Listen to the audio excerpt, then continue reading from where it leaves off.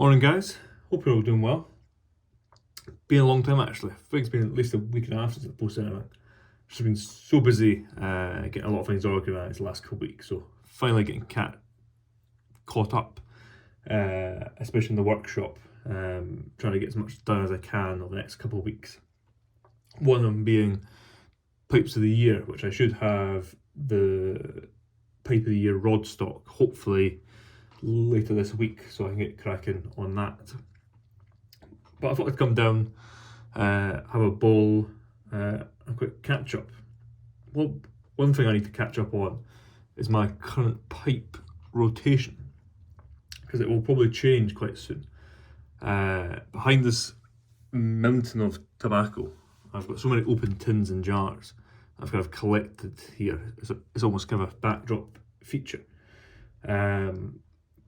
But my current kind of pipe rotation really is the 5 pipes in front of you. It's my Ashley's, my Northern Briars, my Radice, and 2 my own pipes. The other pipes I have behind here are a Billiard and a Brandy. But realistically, these are the 5 I kind of smoke. And there's one of these that I, for some reason, just rarely gravitate towards. And that is one of my own pipes, and that's this really nice Rhodesian with last year's Pipe of the Year rod stock, that kind of purple and black. And yeah, I don't know why, I just don't gravitate towards this pipe as much as I do the others. I don't know if you can see, it's still not completely coloured up inside, carbonated. It still needs breaking in. I probably have only smoked it less than 15 times, and I've had it for almost a year. I don't know, yeah, there's just something about the pipe, I just don't gravitate towards it for some reason over others. Kind of these 3 pipes are all dedicated, sorry, those 4 pipes are all dedicated to Virginia-based tobaccos, Virginia Periques, Straight Virginias, Virginia Burleys. And this is currently the only pipe that's dedicated to Latakia since I've made that transition over, which won't be the case for long. And in it, I'm smoking some Holly's Discovery Red Rub Flake, which is an interesting tobacco. Still kind of very early sampling it, but I'm getting to enjoy it for sure. But yeah, so this is my only pipe that's dedicated to blends containing Latakia, but I'm in the process of working on a new pipe. Now this is a full bent billiard. Actually, it's very roughly sketched up. I'm not sure what it will be. It could be a smooth, could be rusticated, could be a carved pipe. You can see how tight some of the bird's eye is on the base here. So the grain could be really good. It just depends, like everything I suppose. You can see some nice grain, but in the day, I never go with the mindset of making a smooth pipe, because one, you don't know what's under the briar. Touch wood, but in the day, I could grill this pipe, it could be full of flaws, hopefully not. But it could also just not have really good grain orientation, good grain placement. That would just get rusticated anyway. But hopefully it's the latter and not the first, because it's a really good block of briar. This is pulled from one of my older batches that I've got, so it's got a good couple of years of age in it. So hopefully it will yield a nice pipe. And I've kept the tradition over the last 2 years, where at the start of each year, I make myself a pipe. Typically, I make the pipe towards the end of the year, so it would be towards the end of this year, and I would smoke it kind of the first few days of the new year. I don't know whether I'll keep that tradition or not, because I really fancy to get this pipe done as soon as possible and get smoking it. Can have a kind of a proper full bit billiard again to the rotation. I was hoping to buy one, but I find for filtered pipes, it's quite hard to find full bent billiards.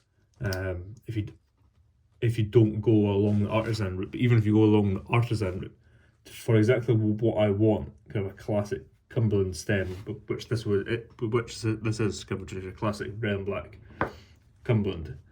It's always hard, which is why one of the reasons I got into pipe making in the first place, and it's why there is a demand for artisan pipes, particular filtered pipes, is because a lot of big brands, although they're starting to do a lot more, they're still not doing a whole bunch of filtered pipes, and if they are, they might not be in your particular shape you want, finish, stem choice.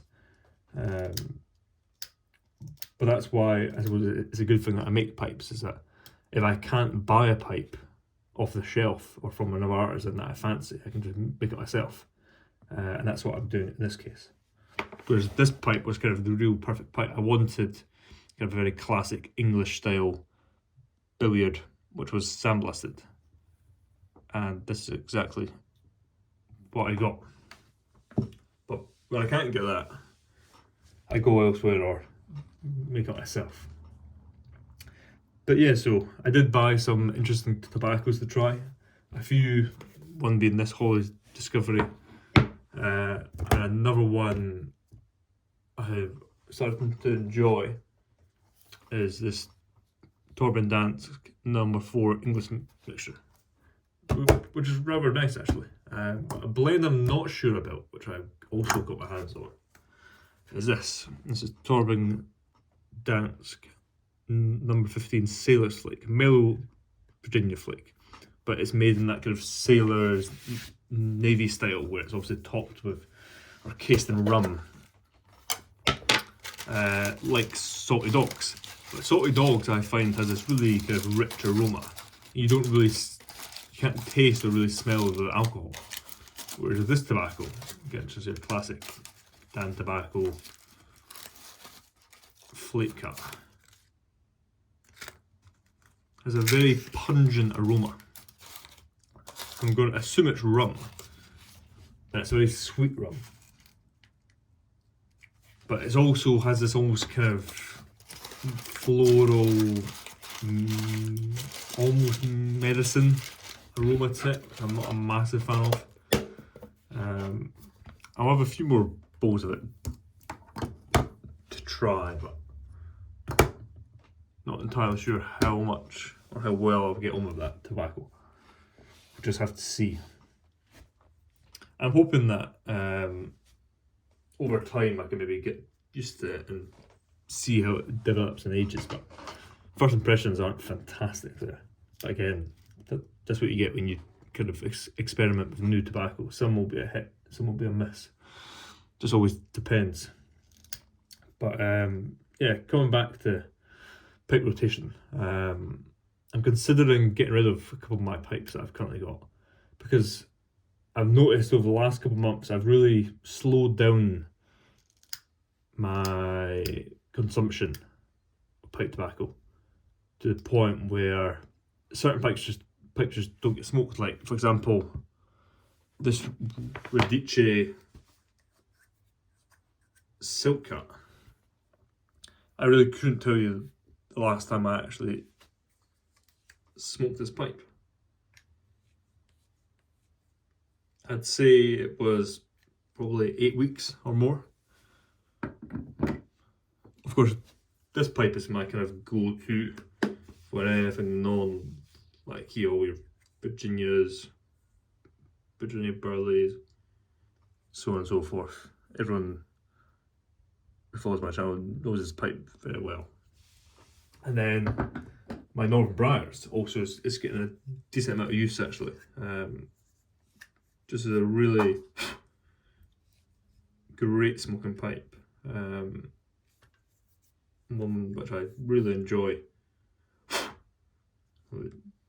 Needs a bit of polish, but really good pipe, smoking really well. Still not 100% broken in, but the tobacco that it's smoking so far has been tasted and performing really well. So I'm really happy with that. But again, this pipe, I just don't know on. I mean, it looks fantastic. I love the grain orientation. I love the size, stem particularly. But I just don't gravitate towards the pipe, and it's for no particular reason. If I recall, even that was also made with the highest grade briar I had at the time.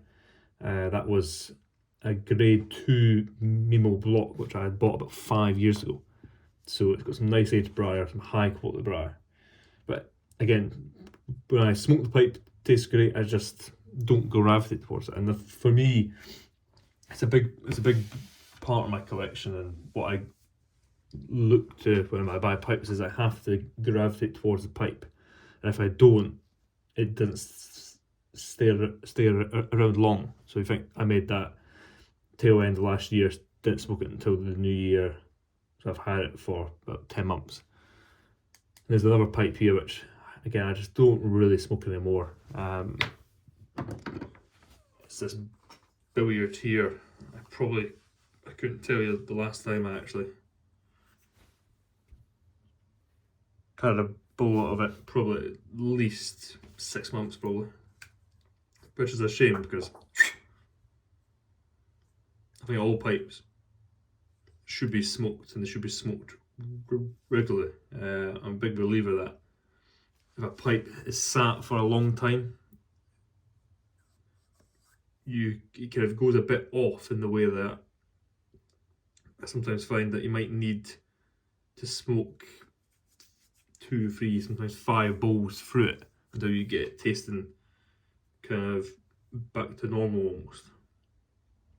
But at the same time, this was my first commission pipe, so it has a kind of a certain sentimental value to it.